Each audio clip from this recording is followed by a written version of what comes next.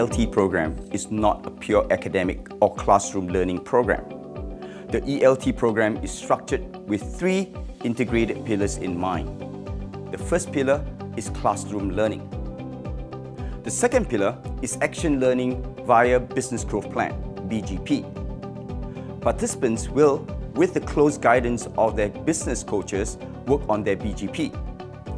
They'll be required then to apply what they learned from the classroom to their BGPs.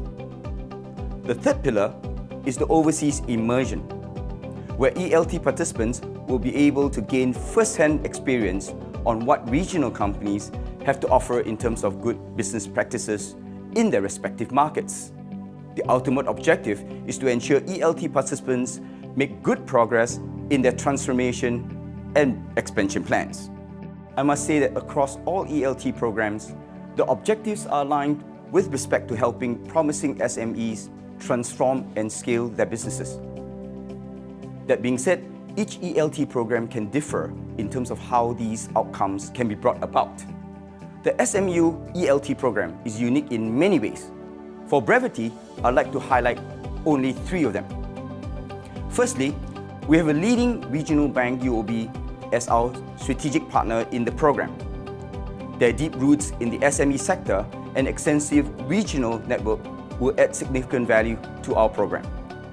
Secondly, the SMU ELT curriculum is designed based on over 8 months of research conducted together with UOB, where we surveyed and interviewed 100 local enterprises to determine what modules will be useful for them to transform and grow their businesses. Thirdly, the SMU ELT program is taught only by seasoned practitioners, with an average of 18 years of industry experience amongst them.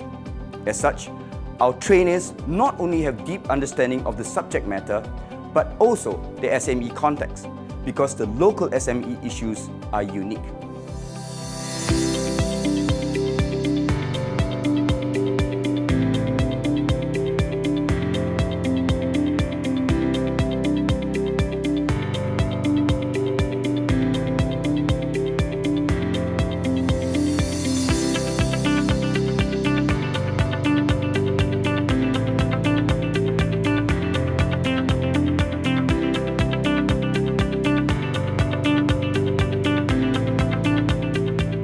As a trainer, I run the Digital Transformation and Innovation for Growth module, which focuses on sharing with the business leaders how they can successfully digitalize their business processes or innovate on their business models. Now, as a coach, my role is to act as an advisor and a sounding board as the business leaders develop or conduct their initial market validation of their business growth plans. This happens in parallel with the in-class modules, such that they can put to practice what they have learned. The business growth plan is the most important outcome upon the completion of the program. It is a crystallization of all the key elements covered throughout the program, which are developed by the business leaders themselves. It is meant to provide them with a clear and well-considered business strategy, factoring in financial considerations, market expansion, technology enablement, branding and communications, and human resources. I see my role as an advisor, as these business leaders know their domain or industries better than anyone else. But I add value by providing an independent third-party perspective. I take a 3-step approach, which I call the 3F: focus, facilitate, and formation. So for focus, as a starting point, this would be a business area which the business leaders has identified as a key priority to achieve growth. And this would typically come about during the course of their in-class modules. Next, facilitate.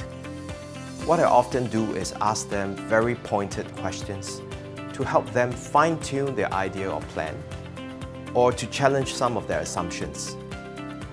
And finally, formation.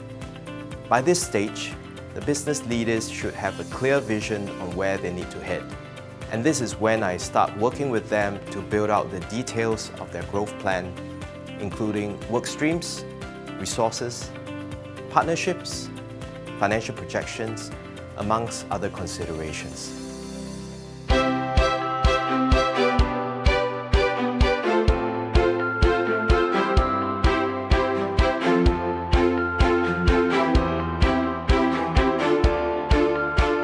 There were 3 aspects that stood out for me, and they all begin with the letter E. The first E is engaging trainers. We had incredible trainers who were generous in imparting their knowledge and dispensing practical advice and sharing their wealth of experience. The trainers made the effort to actively engage us and encourage two-way communication through facilitated group discussions and interactive elements and games. The second E is the exchange of ideas. Besides learning from the trainers, I've also gained from the rich learning environment created by my fellow coursemates. My cohort comprises of diverse individuals from the different industries with varied areas of expertise. The last E is effortless friendships forged. The course may have ended, but it's really just the beginning of the many friendships that were formed with my coursemates. The program has helped me to see and imagine the future of work with new eyes and become a more purposeful leader. As my organization forges ahead our Industry 4.0 transformation journey, I'm excited to introduce fresh ideas and perspectives to sharpen our business and people strategies.